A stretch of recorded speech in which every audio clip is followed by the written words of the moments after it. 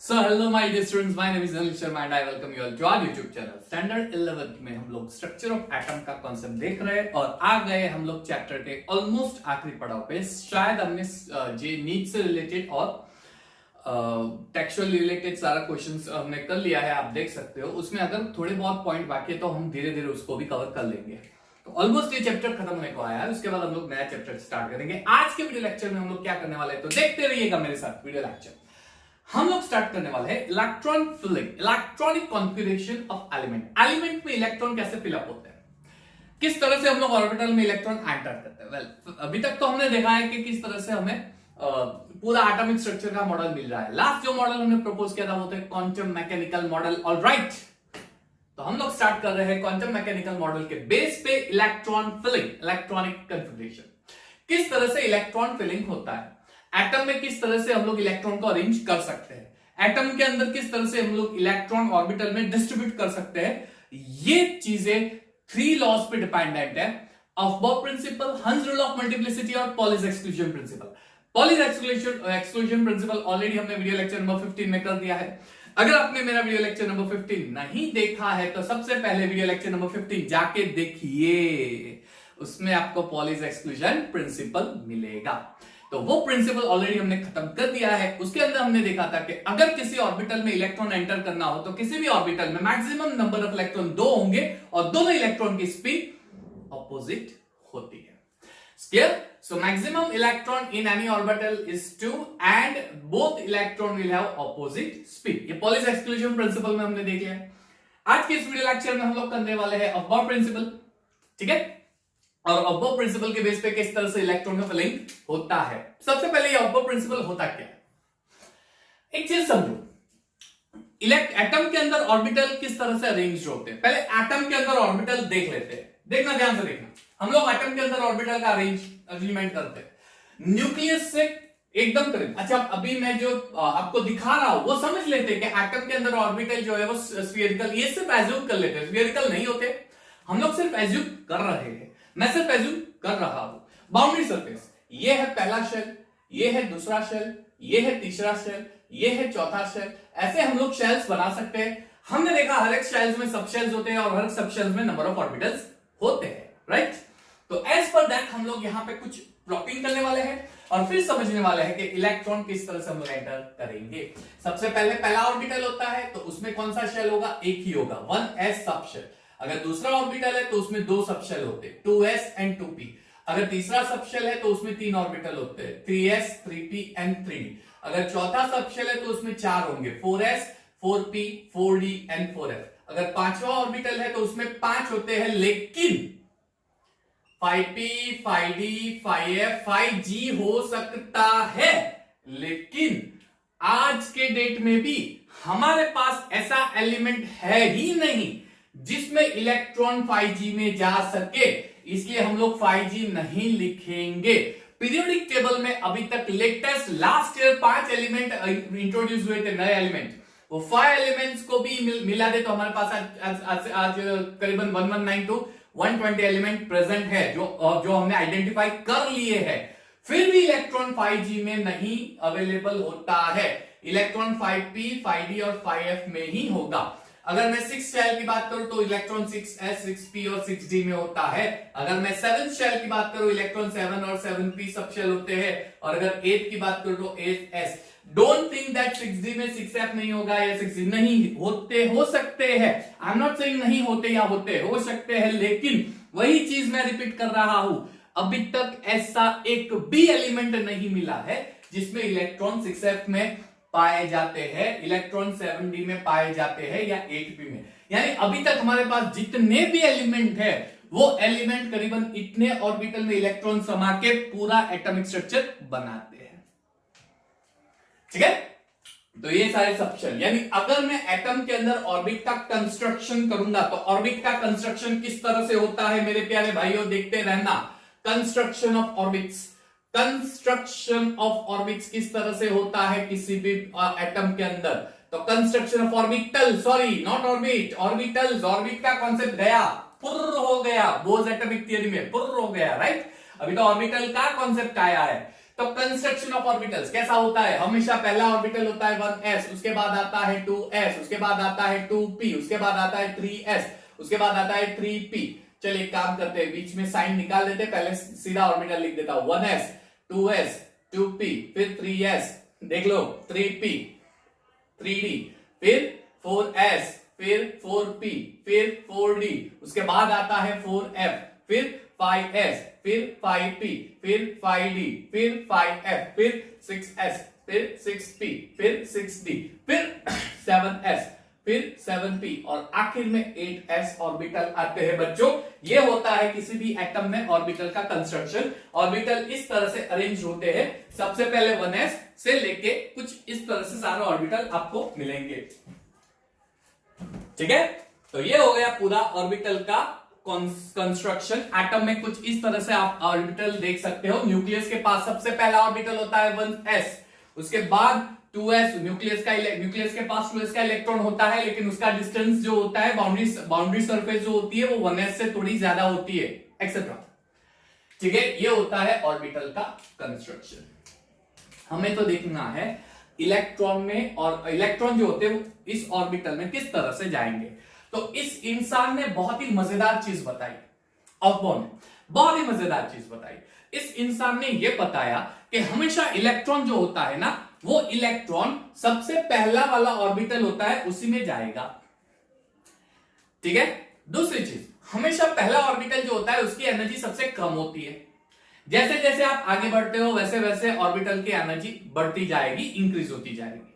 Hydrogen में एक ही electron होता है, तो इस इंसान ने यह बताया कि हाइड्रोजन में एक ही इलेक्ट्रॉन होता है, तो 1s में एक इलेक्ट्रॉन होगा तो उसकी एनर्जी लेस होती है। लेकिन जो सेकंड शेल होता है उस शेल की एनर्जी 2s और 2p की ऑलमोस्ट सेम होती है। अच्छा, कुछ इस तरह से आप कर सकते हो हाइड्रोजन एटम के लिए। मान लीजिए ये n इक्वल टू 1 है, n इक्वल टू 2 है, n इक्वल टू 3 है, n इक्वल टू 4 है, n इक्वल टू 5 है, n इक्वल टू 6 है, एंड सो ऑन। तो ये एनर्जी लेवल डायग्राम है। मैंने n इक्वल टू 1 नीचे दिखाया क्योंकि उसकी एनर्जी सबसे कम होती है। जिसकी एनर्जी कम होती है वो नीचे डालेंगे, उसको नीचे डालेंगे। तो ये 1s है, इसकी एनर्जी सबसे कम होती है, उसको नीचे डाल दो। अब आप जैसे जैसे ऊपर जाओगे वैसे वैसे क्या होगा, एनर्जी बढ़ेगी ना। तो 2s, और 2s से ज्यादा एनर्जी 2p की होती है, लेकिन हाइड्रोजन में एक ही इलेक्ट्रॉन होते हैं, इसलिए इन दोनों की एनर्जी सेम होती है। हाइड्रोजन एटम के लिए, this is for hydrogen atom. 3s में 3 ऑर्बिटल होते हैं, 3s 3p 3d, 3 सबशेल्स, तीनों की एनर्जी सेम होती है। 4 में 4s 4p 4d 4f होते हैं, इनकी एनर्जी सेम होती है, राइट। 5s 5p 5d, तो इनकी एनर्जी सेम होती है, लेकिन 4 से ज्यादा होगी। ये 4 3 से ज्यादा होगा, 3 2 से ज्यादा होगा, 2 1 से, कुछ इस तरह से होते हैं। ये हाइड्रोजन एटम के लिए, यानी हाइड्रोजन एटम में ऐसा होगा 1s 2s equal to 2p less than 3s equal to 3p equal to 3d less than 4s equal to 4p equal to 4d equal to 4f less than 5s 5p 5d 5f less than 6s 6p 6d less than 7s 7p less than 8f। ये hydrogen atom के लिए, ये hydrogen atom के लिए, ठीक है। ये orbital की एनर्जी सेम होती है। अच्छा, एक बढ़िया सी चीज बता रहा हूं, योहान्स लॉ ऑफ मल्टीप्लिसिटी, और बहुत सारी जगह पे ये काम आने वाली है। ये दिमाग में उतार देना, फिट कर देना, लॉक कर देना जो चीज मैं बता रहा हूं। Orbitals having same energy, orbitals having same energy, जिस ऑर्बिटल की एनर्जी सेम होती है, orbitals having same energy are known as, उसे हम डीजेनरेट ऑर्बिटल्स बोलते हैं मेरे प्यारे बच्चों। जिस ऑर्बिटल की एनर्जी सेम होती है उसे डीजेनरेट ऑर्बिटल्स बोलते हैं, they are called degenerate orbitals.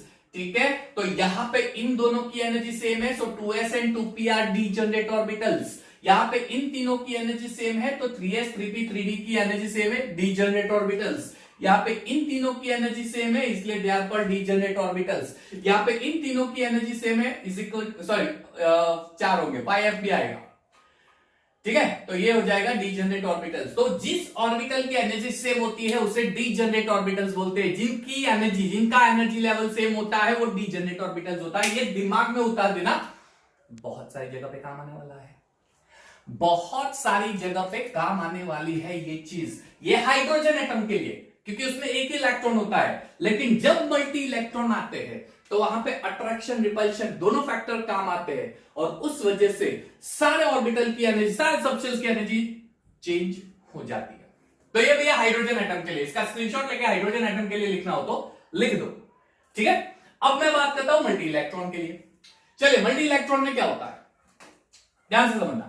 Multi electron में अब मैं आपको ऑर्बिटल का अरेंजमेंट दिखा रहा हूं। मल्टी इलेक्ट्रॉन में ध्यान से देखना, पहले आएगा 1s, उसकी एनर्जी सबसे कम है। फिर आता है 2s, उससे उसकी ज्यादा है। फिर आता है 2p ऑर्बिटल, उसके भी ज्यादा है। फिर आता है 3s ऑर्बिटल, उसकी एनर्जी 2p से ज्यादा है। फिर आती है 3p ऑर्बिटल, उसकी एनर्जी ज्यादा है। लेकिन 3p के बाद अब 3d नहीं आता है, अब आता है 4s ऑर्बिटल, और 4s से ज्यादा एनर्जी 3d की होती है। अब आप सोचोगे कि ये थर्ड शेल का ऑर्बिटल है, ये फोर्थ शेल का ऑर्बिटल है, फिर भी इसकी एनर्जी ज्यादा है, इसकी एनर्जी कम है। किस वजह से, कोई रीजन होगा। तो अफबाउ ने एक रूल दिया था, वो मैं आपको बताने वाला हूं। पहले ये चीज समझ लो। पहले आता है, फिर 3d आता है, 3d के बाद आएगा, यहां पे 3d लिख देता हूं, 3d के बाद आता है 4p, ठीक है। 4p की एनर्जी ज्यादा होगी, 4p से 5s की। अब देखो 4p के बाद 4d 4f नहीं लिख रहा हूं, 4p के बाद मैं लिख रहा हूं 5s। अब मैं डालूंगा 4d ऑर्बिटल, यानी यहां पे कुछ गड़बड़ी हो रही है दया, कुछ तो गड़बड़ है भाई, कुछ तो। ये किस तरह से ऑर्बिटल लिख रहा है सर, कुछ समझ में नहीं आ रहा है ना। ध्यान से समझना बच्चों, ये मैंने एनर्जी के हिसाब से ऑर्बिटल डाल दिया है। ऑर्बिटल का कंस्ट्रक्शन हमेशा यही होता है। इसका मतलब 3s 3p के बाद 3d ही आएगा, उसके बाद 4s 4p 4d और 4f ही आता है, उसके बाद 5s 5p 5d 5f ही आता है। लेकिन जब इलेक्ट्रॉन डालेंगे, ऑर्बिटल तो अपनी जगह पे ही रहेंगे। यानी पहले आएगा 1s, फिर आएगा 2s, फिर 2p, फिर 3s, फिर 3p, फिर 3d ऑर्बिटल, फिर कंस्ट्रक्ट होगा 4s, फिर कंस्ट्रक्ट होगा, फिर तो कंस्ट्रक्शन नहीं होगा। लेकिन जब इलेक्ट्रॉन अंदर घुसेंगे तो इसमें जाएंगे। अब इलेक्ट्रॉन क्या करेगा, 3d की एनर्जी ज्यादा होने की वजह से इलेक्ट्रॉन वहां पे फिट नहीं होता है, इलेक्ट्रॉन सीधा 4s में जाएगा। 4s में जाने के बाद वो 3d में आएगा, और 3d के बाद 4p में जाएगा। यानी ऑर्बिटल तो वही है, 3s के बाद 3p आता है, 3p के बाद 3d आता है, लेकिन इलेक्ट्रॉन जो है वो सिलेक्शन करेगा, घुसने के लिए सिलेक्शन करेगा। 3s के बाद 3p में जाएगा, लेकिन वो उसके बाद सिलेक्ट 3d नहीं करेगा, वो 4s करेगा। क्यों? क्योंकि 3d की एनर्जी ज्यादा है। अब ये मैं क्यों बता रहा हूं, ये मैंने नहीं बताया, किसने बताया, ओहो। तो उसने क्या बोला, अब ध्यान से देखो, उसका स्टेटमेंट लिख रहा हूं, फिर मैं आगे बढ़ता हूं। स्टेटमेंट, इसने क्या बोला था, ऑफबाउ ने क्या बोला था, उसका स्टेटमेंट बता रहा हूं आपको। According to Aufbau principle, electrons always enters into lower energy level and moves on to higher energy level only after completion of electrons in lower energy orbitals or lower energy level orbitals, lower energy orbital shell, subshells आप बोल सकते हो। यानी हमेशा electron सबसे पहले lower energy orbital में जाएगा, ठीक है, सबसे पहले लोअर एनर्जी ऑर्बिटल में जाएगा।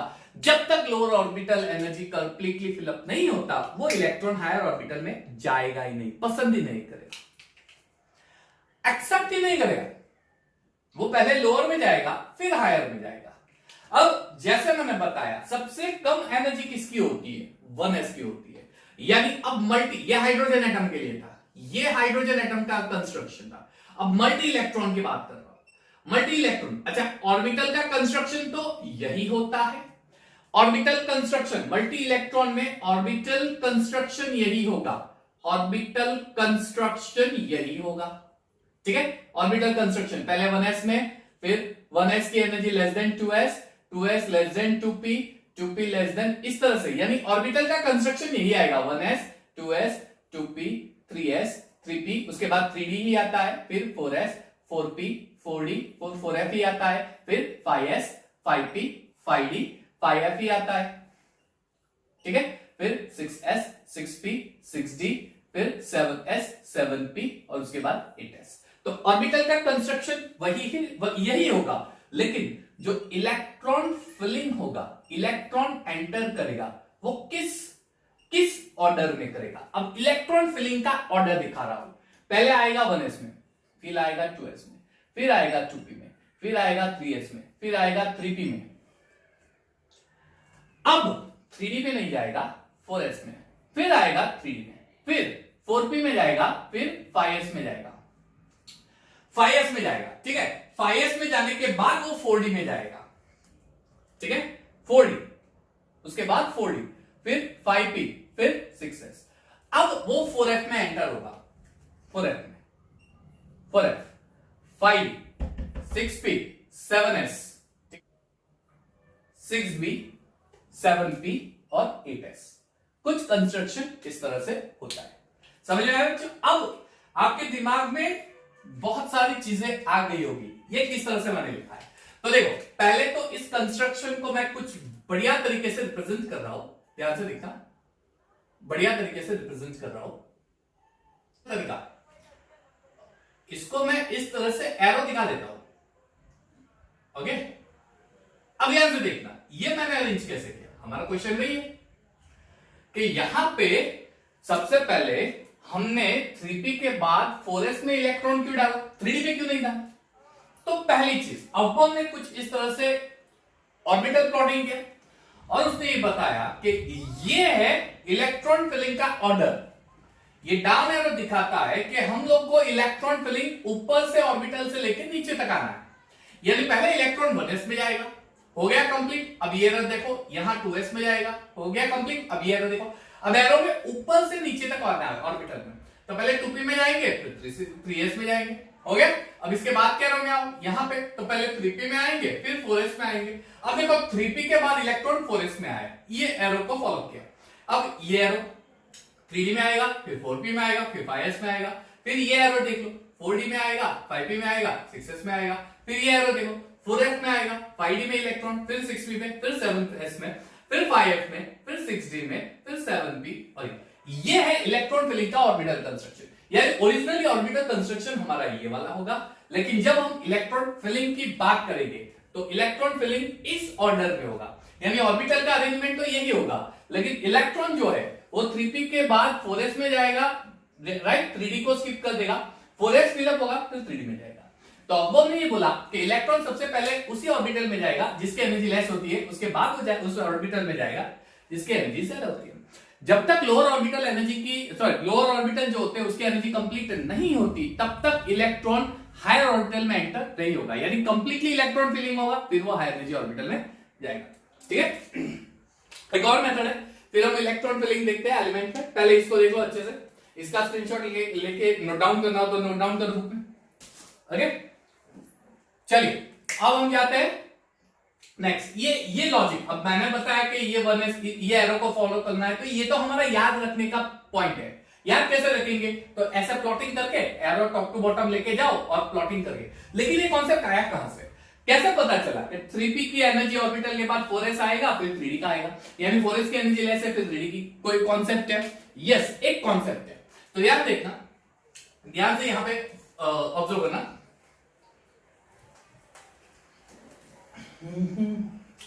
कोई मिल गया,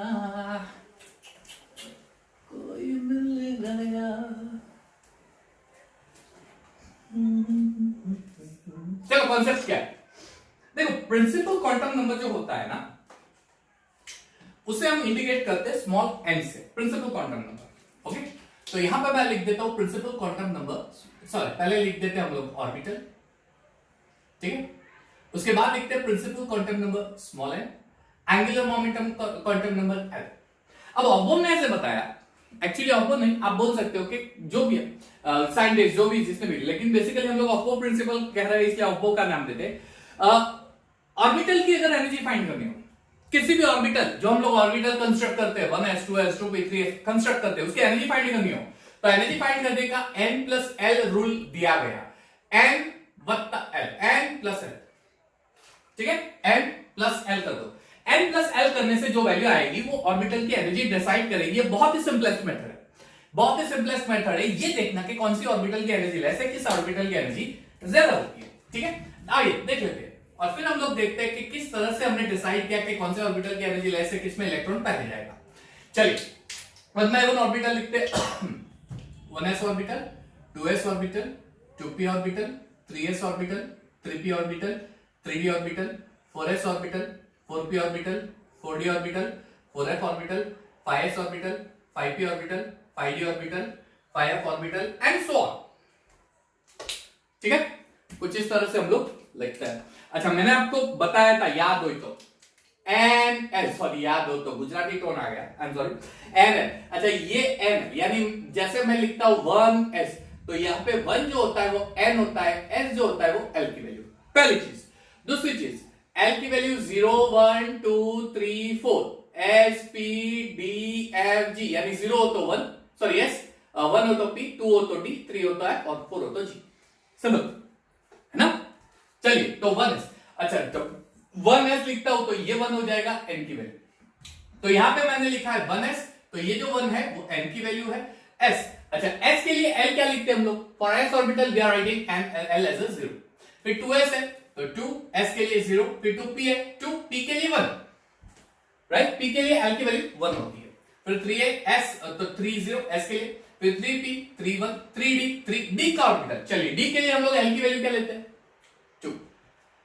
चलो 2, फिर 4 0 4 1 4 2, d के लिए 4 f आ गया, f के लिए l की वैल्यू 3।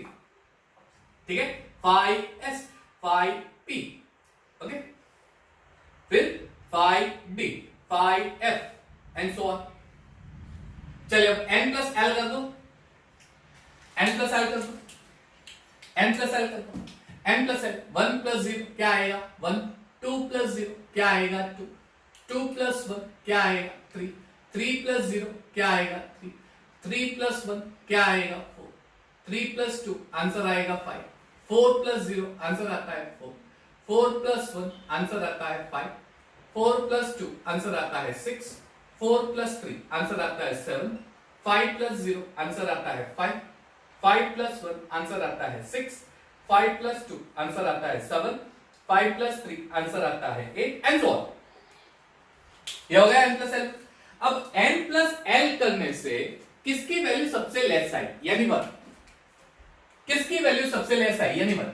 तो n प्लस l करने से 1, ये वैल्यू सबसे छोटी वैल्यू है, सबसे कम वैल्यू है, यानी सबसे पहले इलेक्ट्रॉन जाएगा 1s में, उसके बाद उसका ग्रेटर, उससे ग्रेटर नंबर होता है 2।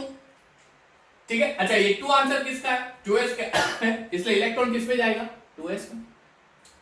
उसके बाद 3 आता है। अब यहां पे एक दिक्कत जैसी चीज हो गई, 2 प्लस 1 3, ऐसे 2 ऑर्बिटल है जिसमें आंसर 3 आता है, 2 प्लस 1, एक होता है 2p और एक होता है 3s, है ना? 2p और 3s, 2p और 3s, दोनों का आंसर 3 आता है। n प्लस l की वैल्यू जो है वो 3 आती है। तो अब दोनों का आंसर 3 आता है, तो क्या दोनों की एनर्जी सेम होगी?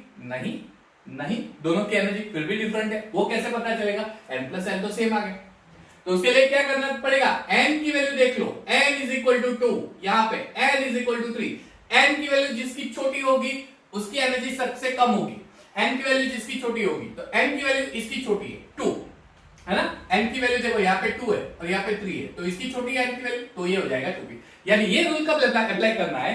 जब n प्लस l की वैल्यू हमें सिमिलर मिल रही हो तब। अगर सिमिलर मिल रही हो तो गो फॉर n वैल्यू। चलिए n वैल्यू आ जाएगा 2p, 2p के बाद आता है 3s। अच्छा अब देखो 4 आंसर कहां कहां पे, तो यू कैन सी, एक यहां पे आपको 4 दिख रहा है, एक यहां पे आपको 4 दिख रहा है, तो ऐसे 2 ऑर्बिटल है, एक है 3p और एक है 4s। तो अब 3p और 4s दोनों के n प्लस l की वैल्यू सेम आ रही है, तो हम कौन सा लेंगे? तो n की वैल्यू चेक करो, n की वैल्यू यहां पे 3 है, यहां पे 4 है, तो इसकी कम है, इसलिए 3s के बाद क्या आ जाएगा? 3p, और 3p के बाद आएगा 4s। देखो मैंने बताया था, पहले मैंने इलेक्ट्रॉन 3d में नहीं डाल रहा, 2 3d ऑर्बिटल इनर ऑर्बिटल है, 4s बाहर का ऑर्बिटल है, फिर भी इलेक्ट्रॉन पहले बाहर के ऑर्बिटल में जा रहा है, 4s फिलअप हो रहा है, फिर 3d में फिलअप हो रहा है। रीजन यही है, उसके एनर्जी देखो, अब 3d में जाएगा, क्यों? एनर्जी ज्यादा है 5, है ना? 3d, लेकिन एक और ऑर्बिटल है जिसमें 5, एक और ऑर्बिटल है जिसमें 5 ही है, यानी 3 ऐसे ऑर्बिटल है जिसमें n प्लस l की वैल्यू 5। कौन कौन से 3 ऑर्बिटल? एक 3d है, एक 4p है और एक 5s है। अब 3 में से किस ऑर्बिटल को हम सिलेक्ट करेंगे जिसके n की वैल्यू लेस होगी? अच्छा n की वैल्यू किसकी लेस है? इसकी वैल्यू, ठीक है 3D चलिए, यानी पहले 3D आएगा, उसके बाद कौन सा आएगा 4s, उसके बाद सॉरी 4p, और उसके बाद कौन सा आएगा 5s। ऐसे आप ऑर्बिटल को अरेंज करके जाओ। तो ये है इलेक्ट्रॉन फिलिंग ऑर्बिटल। इलेक्ट्रॉन इस तरह से ऑर्बिटल में फिलअप होगा। ये है order of filling of electron in orbital. Electron के हिसाब से हम लोग ऑर्बिटल में इस तरह से इलेक्ट्रॉन डालेंगे। हाँ, अब वापस बता रहा हूं, 3p के बाद इलेक्ट्रॉन 4s में जा रहा है, इसका मतलब ये नहीं है 4s अंदर का ऑर्बिटल है और 3d बाद नहीं। अंदर का ऑर्बिटल तो 3d ही होगा, 3s बाद में 3p फिर 3d, उसके बाद 4s बाहर का ऑर्बिटल होगा। लेकिन क्योंकि 4s की एनर्जी कम है, इसलिए पहले 4s में इलेक्ट्रॉन फिलअप होगा और फिर 3d में होगा। ऐसा है, समझ में आया? यानी जब मैं इलेक्ट्रॉन डालूंगा, डिस्ट्रीब्यूट करूंगा एटम में, तो सबसे पहले इलेक्ट्रॉन में 1s में डालूंगा। जब तक 1s कंप्लीटली फिल्ड नहीं होता तब तक वो 2s में नहीं जाएगा, फिर 2p में जाएगा, फिर ऐसे जाएगा। अब क्वेश्चन ये आता है कि 1s में कितने इलेक्ट्रॉन आते हैं, तो वो भी हमने देख लिया। अगर आपको याद हो, मेरे प्रीवियस लेक्चर जो है शेप का था, उसके पहले का orbital, sorry video lecture not orbital, उसके पहले का जो कॉन्सेप्ट था वो अगर आपने देखा हो तो उसमें मैंने क्लियरली बताया, किसी भी सबशेल में अगर आपको नंबर ऑफ इलेक्ट्रॉन फाइंड करने हो तो 2 इंटू 2l+1 ये होते हैं किसी भी सबशेल में नंबर ऑफ इलेक्ट्रॉन। यानी मान लीजिए कि s सबशेल है, तो s सबशेल जो होता है उसमें कितने इलेक्ट्रॉन होते हैं, तो 2 इंटू s की वैल्यू l में 0 होती है, l equal to 0 for s orbital, तो 0+1 यानी s में मैक्सिमम इलेक्ट्रॉन जो आएंगे वो 6 इलेक्ट्रॉन आएंगे, 6 इलेक्ट्रॉन मैक्सिमम आते हैं। अब मान लीजिए कि p सबशेल, तो p सबशेल में मैक्सिमम इलेक्ट्रॉन कितने आते हैं, तो p सबशेल के लिए l की वैल्यू 1 लेते हैं, तो 2 इंटू 1+1 ये आंसर कितना हो जाएगा, तो सॉरी यहाँ पे 2 electron, I am absolutely sorry, 2 0 0 plus 1 1 2 1 2, यहाँ पे कितने होंगे 2 1 2 प्लस 1 3 2 3 6 इलेक्ट्रॉन होते हैं। मान लीजिए d सबशेल, इसमें कितने इलेक्ट्रॉन होंगे, तो l की वैल्यू हम लोग 2 ले लेंगे, 2 इंटू 2+1 यानी हो जाएंगे 10 इलेक्ट्रॉन्स, क्लियर। और L की value 3 for F subshell 2 into 3 plus 1, 2 3 6 plus 1 7 2 14 electrons.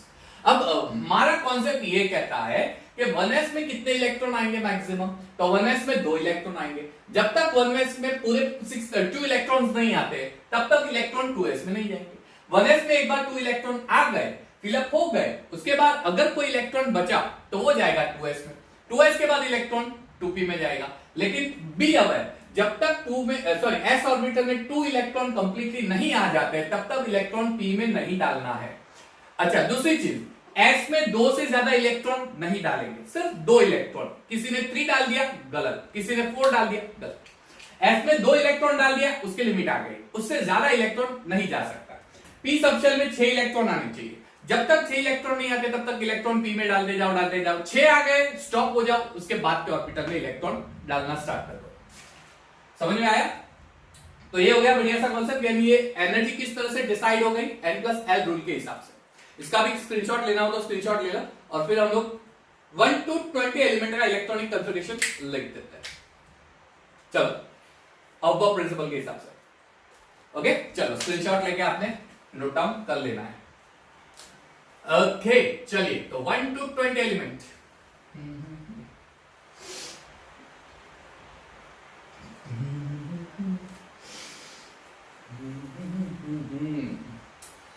चलिए सबसे पहला एलिमेंट होता है हाइड्रोजन, Z1। ओके, क्या आपको दिख रहा है? Can you see this hydrogen? Z is equal to 1, let me know. Yes, very clear, hydrogen 1 दिख रहा है, करेक्ट। चलिए अब आएगा हाइड्रोजन के बाद helium. Okay, hydrogen Z is equal to 1, फिर helium Z is equal to 2, lithium Z is equal to 3, beryllium Z is equal to 4, boron Z यानी उसका atomic number, carbon Z is equal to 6, sorry, nitrogen Z is equal to 7, oxygen Z is equal to 8, neon Z is equal to 9, sorry fluorine, और उसके बाद आएगा neon Z is equal to 10। Clear? चलिए electron writing start करते हैं। हमारा orbital कौन सा है पास? पहले इलेक्ट्रॉन किस में आएगा? 1s में। उसके बाद अच्छा एक काम करते हैं, मैं यहाँ यहीं पे नीचे डाल देता हूँ, उसके बाद में इलेक्ट्रॉन दूसरे एलिमेंट लिख देता हूँ। पहले 1s में, फिर 2s में, फिर 2p में, फिर 3s में, ठीक है, फिर 3p में, फिर 4s में, उसके बाद 3d में। चलो फिलहाल आपको इतने ही ऑर्बिटल याद रखने, राइट नाउ इतने याद रखो। मॉडर्न पीरियोडिक टेबल में आपको शॉर्ट ट्रिक दिखाने वाला हूं कि ये एलिमेंट को कैसे याद रखते हैं, देखते जाइए, बहुत मजा आने वाला है। Z=1 यानी एक इलेक्ट्रॉन होता है, एक ही इलेक्ट्रॉन होता है, कौन से ऑर्बिटल में जाएगा? 1s, लेकिन एक ही इलेक्ट्रॉन है इसलिए 1s1 ऐसे लिखेंगे। पावर में लिखो, इलेक्ट्रॉन को हम लोग पावर में लिखेंगे सुपरस्क्रिप्ट में, ठीक है, हो गया। एक ही इलेक्ट्रॉन है इसलिए एक ही डालेंगे। Z=2 यानी दो इलेक्ट्रॉन है, यानी दो इलेक्ट्रॉन डालेंगे, दो इलेक्ट्रॉन है, चलिए, यानी 1s में 2 इलेक्ट्रॉन, यानी हो गया इसका इलेक्ट्रॉनिक कंफिगरेशन। Z=3 यानी 3 इलेक्ट्रॉन है, सबसे पहले किसमें डालेंगे? 1s, लेकिन जैसे मैंने बताया s में सिर्फ 2 इलेक्ट्रॉन आएंगे। s जो होता है s, अच्छा इसको भी यहां पे डाल देता हूं, s में 2 इलेक्ट्रॉन्स आएंगे, p में 6 इलेक्ट्रॉन्स आएंगे, d में 10 इलेक्ट्रॉन्स आते हैं, f में 14 इलेक्ट्रॉन्स आते हैं। आप इस ऑर्डर को फॉलो कीजिएगा, आपको मजा आ जाएगा, इलेक्ट्रॉन फिलिंग में मजा आ जाएगा। s में 2 इलेक्ट्रॉन, ठीक है, अब यहाँ पे 3 इलेक्ट्रॉन है, लेकिन s में तो सिर्फ 2 इलेक्ट्रॉन जाएंगे, 2 फिर भी एक बचा, यानी अब मैं कौन सा ऑर्बिटल लूंगा? 2s का, तो 1s2 2s1, ये हो गया, ठीक है, ये हो गया। अब डायलिन में 4 इलेक्ट्रॉन, सबसे पहले इलेक्ट्रॉन किस में जाएगा? 1s में, लेकिन s ज्यादा से ज्यादा 2 को ही अलाउ करेगा, 2 से ज्यादा इलेक्ट्रॉन को अलाउ करने वाला नहीं है, तो this is going to be very important for you. 1s2, अब 2s में आएंगे 2 इलेक्ट्रॉन, क्योंकि टोटल 4 हो गए। चलो अब Z=5 यानी 5 इलेक्ट्रॉन है, 5 इलेक्ट्रॉन है, सबसे पहले इलेक्ट्रॉन किस में जाएगा? s में, लेकिन s तो सिर्फ 2 इलेक्ट्रॉन दायर कर सकता है, 2 से ज्यादा अलाउ करेगा ही नहीं, 2 से ज्यादा इलेक्ट्रॉन को एंट्री देगा ही नहीं, इसलिए यहां पे हम लोग लिखेंगे 1s का 2 इलेक्ट्रॉन। अब जाएंगे 2s में, अगेन 2s में 2 इलेक्ट्रॉन ही आएंगे, s ऑर्बिटल है, s सबशेल में सिर्फ 2 इलेक्ट्रॉन अलाउड है, यानी 2s के 2 इलेक्ट्रॉन हो जाएंगे। अब बाकी रह गया p सबशेल, तो 5 इलेक्ट्रॉन है, 4 ऑलरेडी हो गए, यानी p में सिर्फ 1 इलेक्ट्रॉन आएगा। ये हो गया बोरॉन का इलेक्ट्रॉनिक कन्फिगरेशन। अब डाल लो कार्बन में पहले 1s में सिर्फ 2 इलेक्ट्रॉन, 2s में 2 इलेक्ट्रॉन, 6 इलेक्ट्रॉन बनाने, 4 ही हुए, यानी p में कितने जाएंगे? 2 इलेक्ट्रॉन, ठीक है। आगे नाइट्रोजन, अच्छा नाइट्रोजन में 7 इलेक्ट्रॉन है, सबसे पहले 1s में 2 इलेक्ट्रॉन डाल दो, फिर 2s में 2 इलेक्ट्रॉन डाल दो, अब 2p में 3 इलेक्ट्रॉन डालो, क्यों? p में जब तक 6 इलेक्ट्रॉन नहीं होंगे तब तक इलेक्ट्रॉन डालते जाओ, 6 हो गए, उसके बाद नए ऑर्बिटल कंस्ट्रक्ट करके उसमें इलेक्ट्रॉन डाल, ठीक है, ये हो गया।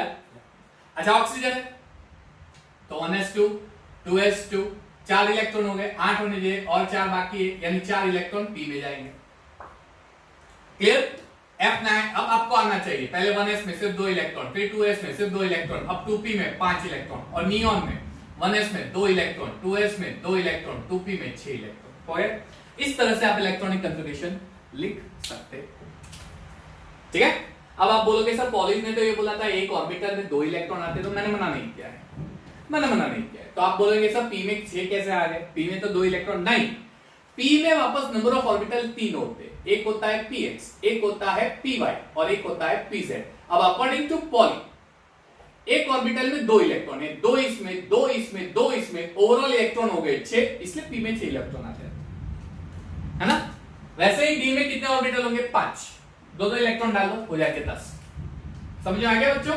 बहुत ही आसान। चलिए, तो ये हो गया। अच्छा इसको और तरीके से लिख सकते हो, कैसे? आपको इनर्ट गैस याद है, इनर्ट गैस यानी ग्रुप नंबर 18 का एलिमेंट, group number 18 helium, neon, argon, krypton, xenon, radon, ये ऐसे ऑर्बिट इनर्ट गैसेस, सॉरी ये ऐसा एलिमेंट है जो स्टेबल है, जिसका कॉन्फ़िगरेशन स्टेबल होता है, इनर्ट गैसेस। तो helium stable electronic configuration 1s2।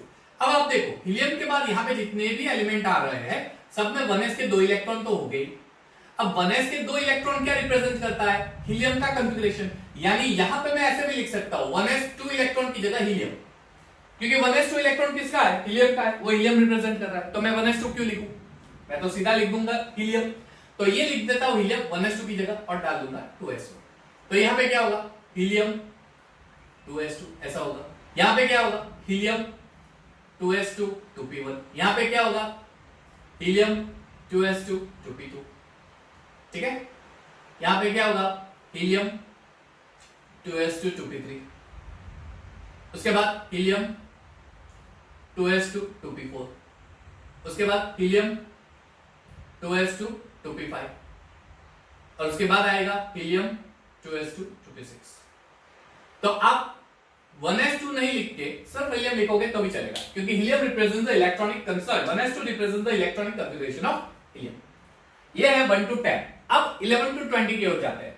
चले नियॉन, नियॉन के बाद क्या आ जाएगा? सोडियम, एटॉमिक नंबर 11, फिर magnesium, aluminium, silicon, phosphorus, sulphur, chlorine, argon, potassium, calcium, atomic number 11, 12, 13, 14, 15, 16, 17, argon का होता है 18, फिर पोटेशियम का होता है 19 और कैल्शियम का हो जाएगा 20। ओके, चलिए सोडियम में 11 इलेक्ट्रॉन्स। अच्छा, सबसे पहला ऑर्बिटल कौन सा आता है? 1s। कितने इलेक्ट्रॉन होंगे? 2।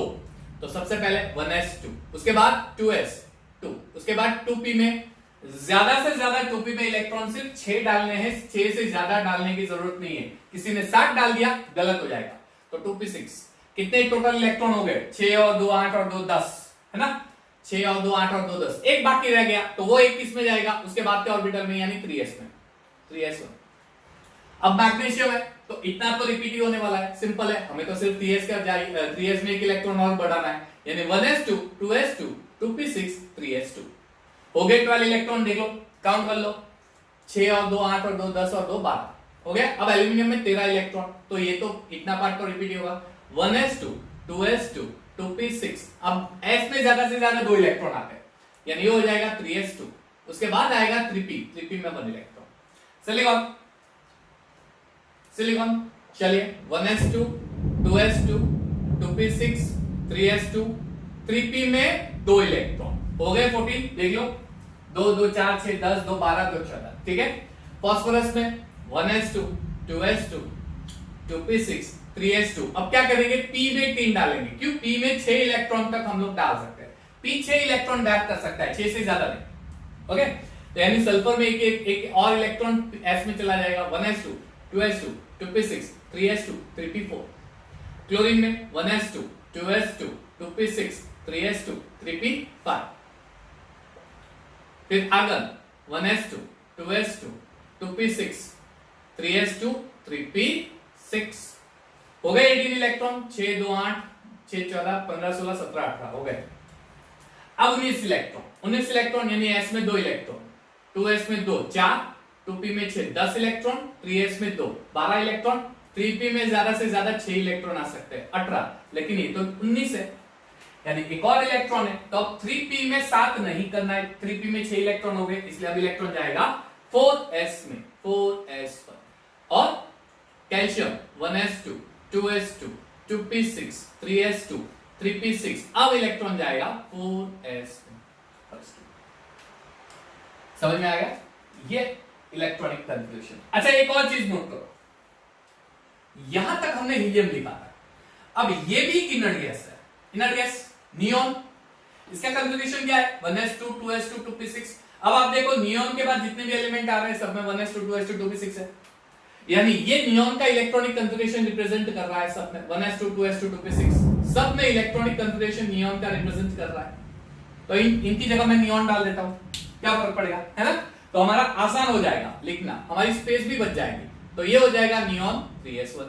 अब इसमें क्या डालेंगे? नियॉन 3s2, अब नियॉन 3s2 3p1, ठीक है। यानी मैंने क्या किया, पूरा 1s2 2s2 2p6 को नहीं लिखा, उसकी जगह मैंने नियॉन डाल दिया, क्योंकि वो रिप्रेजेंट करेगा नियॉन का कन्फिगरेशन, है ना। चलिए, अब ये हो जाएगा नियॉन 3s2 3p2, फिर नियॉन 3s2 3p3, उसके बाद नियॉन 3s2 3p4, उसके बाद नियॉन 3s2 3p5, उसके बाद नियॉन 3s2 3p6 हो गया। समझ में आ गया? अब आगे मैं नियॉन नहीं डालूंगा, क्यों? अब आप क्या देख सकते हो, argon, it is also an inner gas, तो अब नियॉन नहीं लिखना है। आर्गन का कन्फिगरेशन क्या है, ध्यान से देखो, 1s2 2s2 2p6 3s2 3p6, यानी अब जितने भी एलिमेंट आएंगे उसमें आर्गोन का कंफिगरेशन रिपीट होने वाला है, वो आर्गोन का रिप्रेजेंट करेगा, यानी पूरा कंफिगरेशन आर्गोन का रिप्रेजेंट कर रहा है, इसलिए इसको हम लिख देते हैं आर्गोन 4s1। इतना आसान हो गया, पूरा लिखने की जरूरत नहीं है ना। ये हो गया आर्गोन 4s2।